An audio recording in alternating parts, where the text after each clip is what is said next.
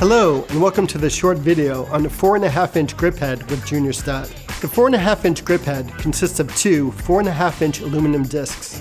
Between the middle of the discs is a baby 5/8-inch hole, a 3/8-inch hole, a 1/2-inch hole, and a 1-inch hole with V-shaped jaws to clamp down solidly on tubing, flags, or any other accessory close to that diameter.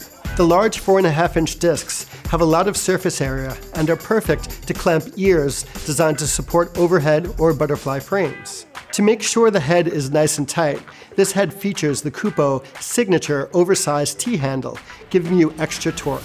The head features a solid steel junior 1 1/8-inch pin and will mount in any junior receiver.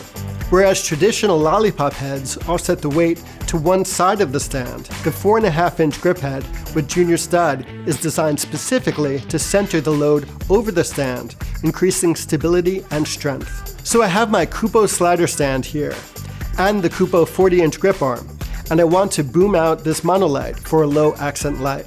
The stand has a junior receiver, and the grip arm is 5/8 in diameter. I got it. Let's use the 4.5-inch grip head with junior stud to rig this light. First, place a sandbag around the stand to secure it in place. Next, place the junior pin of the head into the junior receiver of the stand and turn the knob clockwise to secure it in place. Then, slide the grip arm through the 5/8-inch hole of the grip head.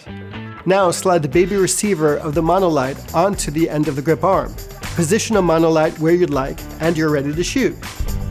Now that's a wrap. Thanks for watching.